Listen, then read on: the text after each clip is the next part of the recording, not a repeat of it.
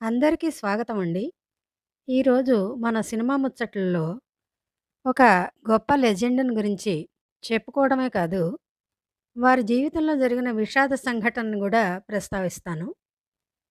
పిల్లలు పుట్టాక వారి ముద్దు ముచ్చట్లతో పొంగిపోయి, అబ్బరంగా, అపురూపంగా పెంచుకుంటూ, వారు క్రమేపీ పెరిగి పెద్దవారయ్యి, వృద్ధిలోకొస్తుంటే, వారి యొక్క దశలన్నిటినీ కూడా హ్యాపీగా ఎంజాయ్ చేస్తూ మురిసిపోతారు తల్లిదండ్రులు.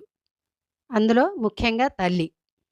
అలా వారు పెరిగి పెద్దవారై వృద్ధిలోకొస్తే, ఆ తల్లి పొందే ఆనందం అసలు నా అంతటిది లేదు ప్రపంచంలో అనుకుంటుంది దాదాపు ప్రతి తల్లి గూడా.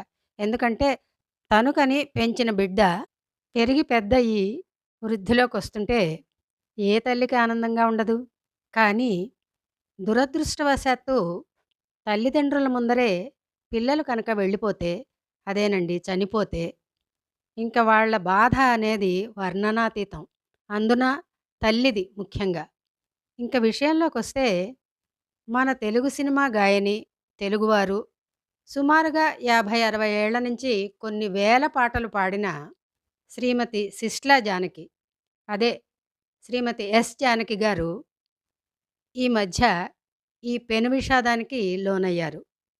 బిడ్డలు దగ్గరే లేకపోయినా, ఎక్కడో అక్కడ సుఖంగా ఉంటే, పొందే ఆనందం విడిచి వెళ్ళిపోయారంటే, అది తల్లిదండ్రులకి, ముఖ్యంగా తల్లికి జీవితంలో కోలుకోలేని దెబ్బ. ఈ మధ్యనే వారి అబ్బాయి, శ్రీమతి జానకి గారి అబ్బాయి హఠాత్తుగా వారిని విడిచి వెళ్ళిపోవడం, సుమారు 80, 85 ఏళ్ళు పైబడిన జానకమ్మకి ఇది తీరని లోటు, తీరని విషాదం. జీవిత చరమాంకంలో కోలుకోలేని దెబ్బను. ఈ మధ్యనే వీరి సమకాలీనులైన శ్రీమతి పి. సుశీల గారిని నేను దర్శించుకుని రావడం జరిగింది చెన్నైలో. ఆ వీడియో కూడా పెట్టాను మీకు. ఎంతమంది చూసారో లేదో తెలీదు. అలాగే ఎప్పటికైనా వీరిని కూడా ఒకసారి చూసి రావాలి అని అనుకున్నా. కానీ అనుకోకుండా వారికి ఇంత బాధాకరమైన పరిస్థితి ఎదురైంది.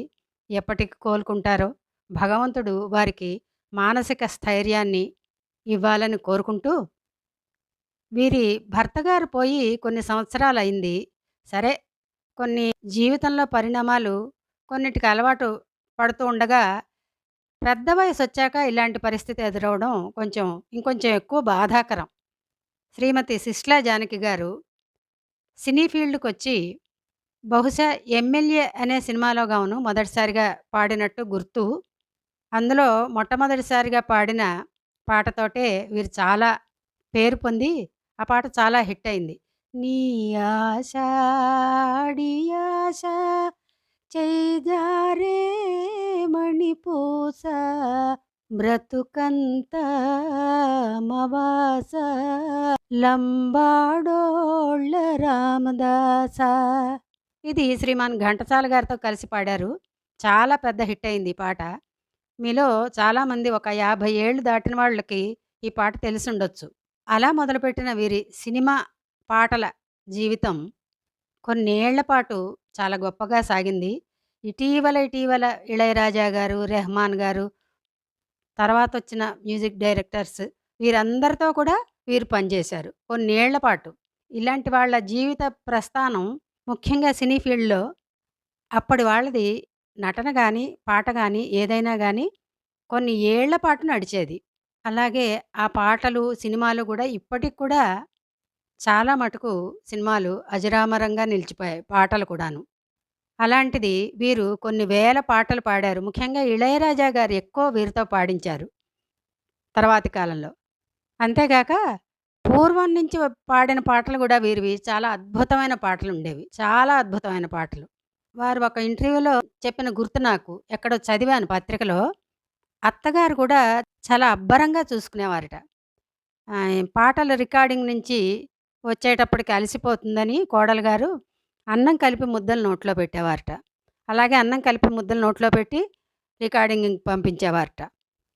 అలాంటి అపురూపమైన జీవితంలో భర్తగారు పోవడం, సరే కొడుకుని చూసుకుని వృద్ధాప్యం వచ్చాక కాలం గడుపుతుంటే ఇప్పుడు ఈ దెబ్బ తగిలింది.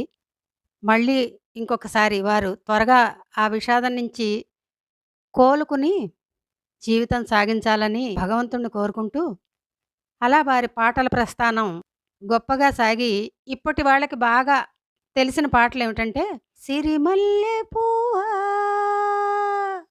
సిరిమల్లె పువ్వా సిరిమల్లె పువ్వా చిన్నారి చిలకమ్మ సిరిమల్లె పువ్వా